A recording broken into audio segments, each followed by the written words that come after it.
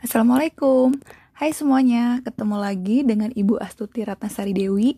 Kali ini akan membahas materi bab 3 kelas 8, yaitu tentang struktur dan fungsi tumbuhan. Materi yang akan kalian pelajari pada video kali ini adalah submateri struktur dan fungsi akar, batang, daun, bunga, buah, dan biji. Oke, yang pertama kita bahas adalah struktur dan fungsi akar. Akar merupakan organ tumbuhan yang umumnya berada di bawah permukaan tanah, tidak memiliki buku-buku, tumbuh ke pusat bumi atau menuju air, dan memiliki bentuk meruncing. Akar memiliki beberapa fungsi. Yang pertama, menyerap air dan zat hara dari tanah, memperkokoh berdirinya batang. Kemudian pada beberapa tumbuhan akan mengalami modifikasi sehingga dapat menyimpan cadangan makanan, misalnya pada singkong dan bengkoang, lalu sebagai alat perkembangbiakan vegetatif. Nah, di sini ada gambar bagian morfologi atau luar akar. Secara umum dapat ditulis yang pertama adalah ujung akar, yaitu merupakan titik tumbuh akar yang dilindungi oleh tudung akar atau disebut juga dengan kaliptra. Yang kedua ada batang akar, yaitu bagian akar yang terletak antara leher akar serta ujung akar. Yang ketiga ada cabang akar, yaitu bagian yang tidak langsung bersambungan dengan pangkal batang namun keluar dari akar pokok. Yang keempat, ada rambut akar atau bulu-bulu akar, yaitu penonjolan sel-sel kulit luar atau epidermis yang sesungguhnya dan akan memperluas daerah penyerapan air dan mineral. Terakhir, ada tudung akar atau kaliptra, terletak pada paling ujung dan berfungsi untuk melindungi akar terhadap kerusakan mekanis pada waktu menembus tanah. Selain ada bagian luar akar, ada pula bagian dalam akar atau anatomi akar. Ini dia gambarnya, ada dua, ada akar dikotil dan akar monokotil. Namun secara umum untuk anatomi akar, yang pertama ada epidermis yang merupakan susunan sel-sel epidermis rapat serta setebal satu lapis sel. Dinding selnya ini mudah dilewati air. Sebagian sel epidermis ini membentuk sebuah rambut akar dengan pemanjangan ke arah lateral dari dinding luarnya. Bulu akar ialah modifikasi dari sel epidermis akar yang memiliki tugas untuk dapat menyerap air dan garam-garam mineral terlarut. Bulu akar tersebut memperluas permukaan akar sehingga penyerapan dapat lebih efisien. Yang kedua, ada korteks. Letaknya langsung pada bawah epidermis. Sel-selnya tidak tersusun rapat sehingga banyak sekali terdapat ruang antar sel yang memiliki peran dalam pertukaran gas. Fungsi dari korteks adalah sebagai tempat menyimpan makanan. Yang ketiga ada endodermis yang mana merupakan lapisan pemisah antara korteks dengan silinder pusat. Endodermis memiliki fungsi sebagai pengatur jalannya larutan yang diserap dari tanah masuk ke silinder pusat. Lalu ada silinder pusat atau stel yang mana sebuah bagian terdalam dari akar. Nah, silinder pusat ini terdiri atas beberapa bagian. Yang pertama ada periskel atau perikambium, yaitu lapisan terluar dari stel yang tersusun dari satu atau juga beberapa lapis sel. Periskel ini memiliki fungsi dalam pertumbuhan sekunder serta juga pembentukan akar ke samping. Lalu ada berkas pembuluh yang terdiri dari xilem dan flum. Pada dikotil, antara xilem dan flum juga terdapat sebuah jaringan yang disebut dengan jaringan kambium. Lalu terakhir ada empulur, yaitu letaknya berada paling dalam atau di antara berkas pembuluh angkut yang terdiri dari suatu jaringan parenkim. Empulur hanya terdapat pada akar tumbuhan dikotil saja. Nah, lalu kita masuk ke yang kedua, yaitu ada struktur dan fungsi batang. Batang umumnya berbentuk panjang, bulat seperti silinder, memiliki ruas-ruas yang masing-masing dibatasi oleh buku-buku. Pada buku atau nodus inilah tempat melekatnya daun dan tunas. Ada beberapa fungsi batang. Yang pertama, mendukung tumbuhan sebagai alat transportasi air, mineral, dan bahan-bahan makanan. Kemudian merupakan tempat tumbuhnya cabang, daun, dan bunga. Dan terakhir adalah alat menyimpan cadangan makanan. Pada gambar berikut merupakan perbedaan struktur luar batang monokotil dan dikotil, yang mana A adalah batang bambu dan yang B adalah pohon serikaya. Untuk batang tumbuhan monokotil memiliki ruas-ruas batang yang terlihat jelas, sedangkan tumbuhan dikotil ruas batang tidak terlihat dengan jelas. Namun, perbedaan struktur bagian luar atau morfologi pada tumbuhan tingkat tinggi dapat dibedakan menjadi dua kelompok, yaitu batang tumbuhan herba dan batang tumbuhan kayu. Untuk batang tumbuhan herba, biasanya berwarna hijau, jaringan kayunya sedikit, tidak ada ukuran batang kecil, dan umumnya pendek. Contohnya pacar air, jagung, bayam, dan kacang.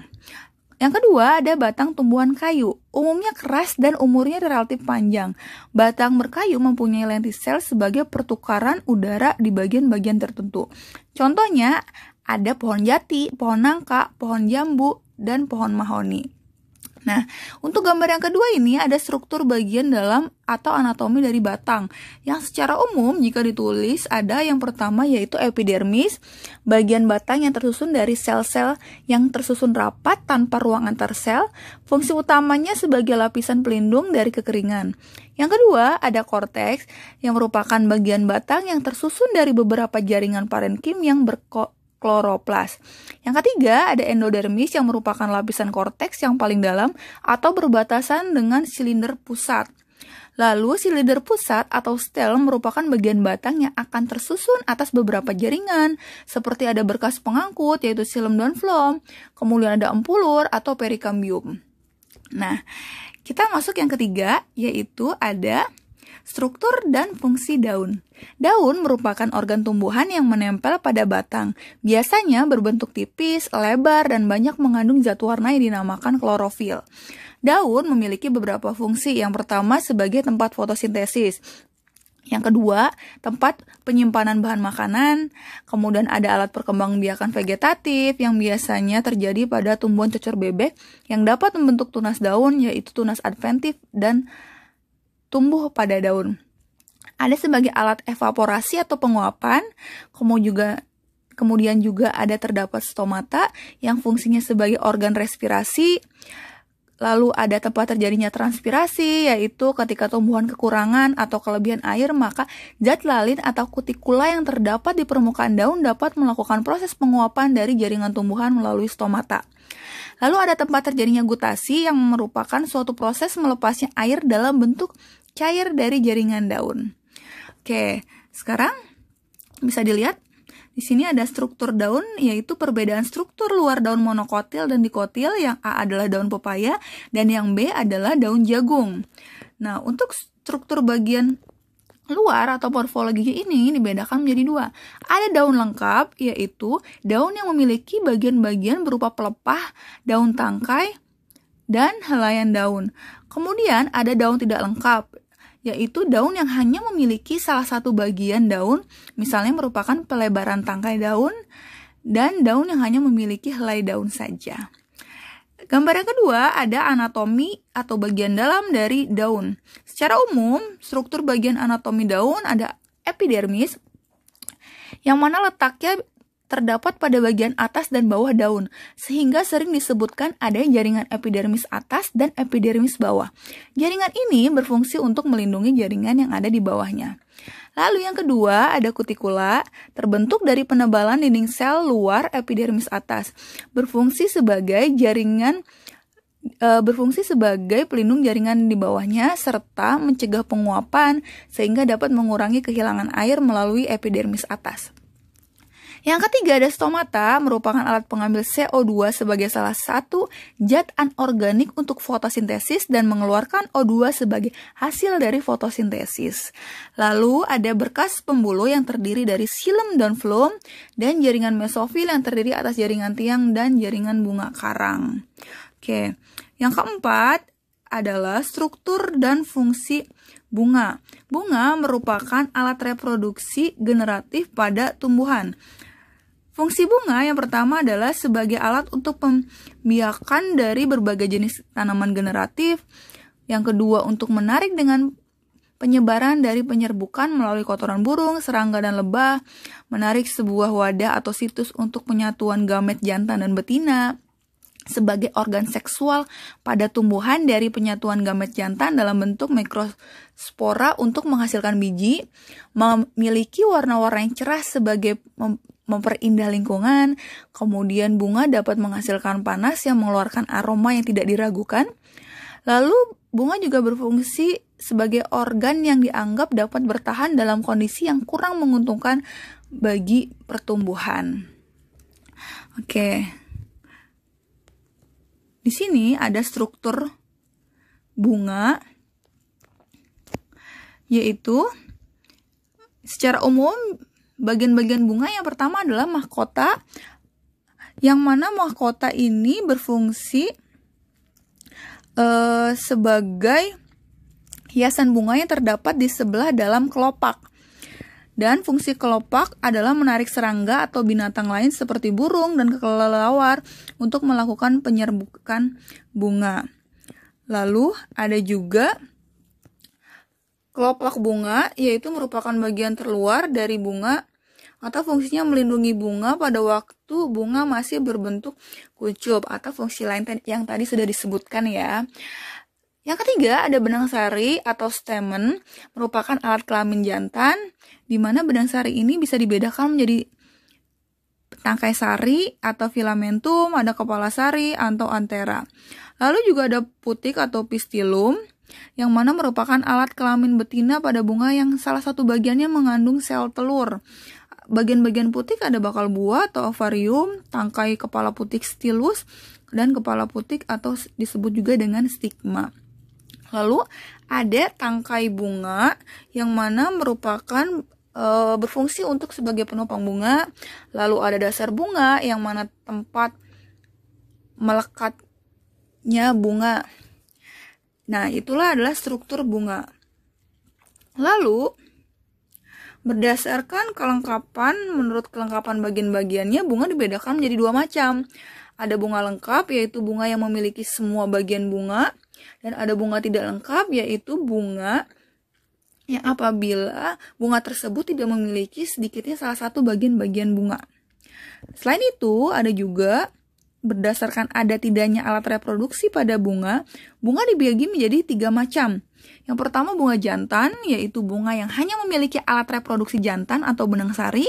Kemudian ada bunga betina, yaitu bunga yang hanya memiliki alat reproduksi betina saja atau putik. Dan bunga sempurna atau hermaprodit, yaitu bunga yang memiliki benang sari sekaligus putik. Nah, kita masuk ke bagian terakhir, yaitu struktur dan fungsi buah dan biji. Oke, di sini ada fungsi buah dan biji. Yang pertama, fungsi buah ada sebagai cadangan makanan, alat perkembangbiakan, kemudian bisa juga dimanfaatkan oleh manusia buah ini untuk makanan, dan bisa juga sebagai pelindung biji. Sedangkan untuk fungsi biji sendiri, yang pertama adalah hasil pembuahan atau penyerbukan bunga, kemudian juga bisa sebagai alat perkembangbiakan, dan biji tersebut juga bisa dimanfaatkan oleh manusia. Nah, lalu bisa dilihat di sini ada struktur anatomi buah yang terdiri dari exocarp yang terbagi lagi. Kulit buah ada yang dapat dibedakan menjadi 3 lapisan, epicarp yang mana merupakan lapisan luar yang keras dan tidak tembus air, misalnya buah kelapa. Yang kedua ada mesocarp yang merupakan lapisan yang tebal dan berserabut, misalnya serabut kelapa, atau bisa juga daging, mangga, dan pepaya, bagian dagingnya. Dan yang ketiga adalah endocarp, merupakan lapisan paling dalam yang tersusun atas lapisan sel yang sangat keras dan tebal. Misalnya tempurung, bagian kelapa, atau bisa juga berupa selaput tipis pada rambutan. Nah, sekarang kita lihat untuk anatomi dari biji.